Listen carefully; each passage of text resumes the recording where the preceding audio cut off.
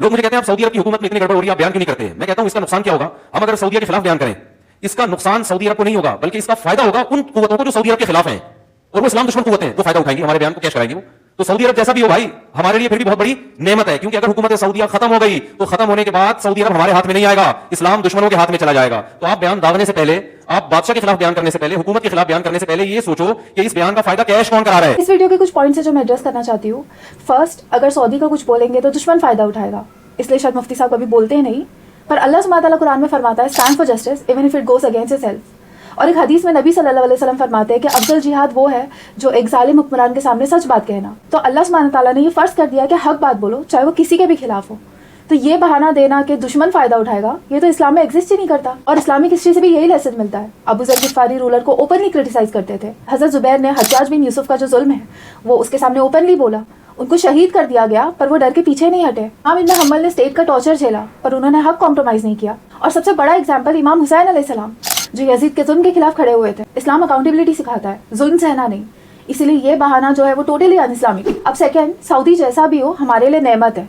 तो सऊदी अरब जैसा भी हो भाई, हमारे लिए फिर भी बहुत बड़ी नेमत है। सीरियसली, एक मुसलमान के लिए नेमत है एक ऐसा निज़ाम जो अल्लाह और अल्लाह के बताए हुए रास्ते के खिलाफ चले। क्या इस्लाम में किंगशिप गलत नहीं है? क्या सऊदी में कोई इस्लामी सिस्टम चल रहा है जो हमारे लिए नेमत है? और सऊदी में तो सूद का निज़ाम चलता है, और अल्लाह सुब्हानहू तआला फरमाता है मेरे और मेरे सारे रसूलों की जंग है उनके साथ जो ये सूद का निज़ाम चला है। तो या तो आप उनके साथ हो सकते हो जिनके खिलाफ अल्लाह और अल्लाह के सारे रसूलों की जंग है, या तो आप अल्लाह के निज़ाम के साथ हो सकते हो। और आप तो यजीद से बदतर लोगों को नेमत बोल रहे हो। यजीद पर लाखों लानत, उसका हिसाब जो है वो तो अल्लाह सुब्हानहू तआला ही करेगा। लेकिन यजीद ने सूद हलाल नहीं कराया था, यजीद ने कॉन्सर्ट नहीं कराया था, यजीद ने यहूदियों के साथ मिलकर जो मुसलमान के बच्चे मारते हैं उनके साथ मिलकर अलाइज नहीं बनाया था। लेकिन फिर भी इमाम हुसैन रज़ियल्लाहु अन्हु उसके जुल्म के खिलाफ खड़े हुए। उन्होंने हक कॉम्प्रोमाइज़ नहीं किया, ये बोल करके जो है जैसा भी है हमारे लिए नेमत है। सिर्फ दाढ़ी टोपी कुर्ता पहनने से कुछ नहीं होता, क्योंकि वो तो अबू जहल भी करता था। इंपॉर्टेंट चीज़ है एक्शन, आपके एक्शन मैटर करते हैं। और हम दोनों को सही नहीं बोल सकते, या तो हम लोग इमाम हुसैन के साथ हो सकते हैं या फिर यजीद के साथ। अब थर्ड, अगर सऊदी हुकूमत खत्म हो गई तो इस्लाम जो है वो दुश्मनों के पास चला जाएगा, क्योंकि अगर हुकूमत सऊदीया खत्म हो गई तो खत्म होने के बाद सऊदी अरब हमारे हाथ में नहीं आएगा, इस्लाम दुश्मनों के हाथ में चला जाएगा। इतनी डेंजरस लाइन है। पहली बात तो इस्लाम जो है वो कोई हुकूमत का, कोई हुक्मरान का या कोई मुल्क का मोहताज नहीं है।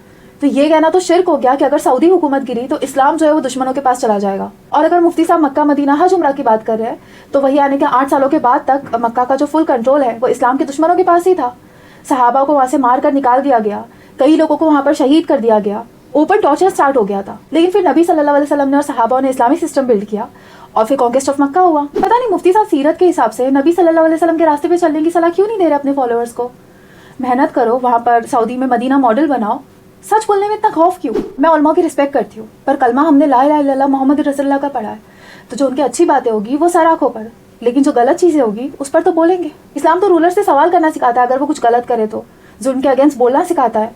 और यहाँ पर आज हमें क्या सिखाया जा रहा है? कुछ मत बोलो, चुप रहो, दुश्मन फायदा उठाएगा, हमें नेमत मिल गई है। नबी सल्लल्लाहु अलैहि वसल्लम फरमाते हैं कि तुम में से जो भी बुराई को देखे तो पहले अपने हाथों से रोके, और अगर हाथों से नहीं रोक पाए तो फिर अपनी जबान से रोके। आप तो आलिम दीन है, मैं आपसे पूछना चाहती हूँ कि हमारा ईमान का लेवल अभी इतना ज्यादा लो हो गया है कि हम लोग जबान से भी जुल्म के खिलाफ ना बोले। याद रखना, रास्ता सिर्फ एक ही है, या इमाम हुसैन का या यजीद का।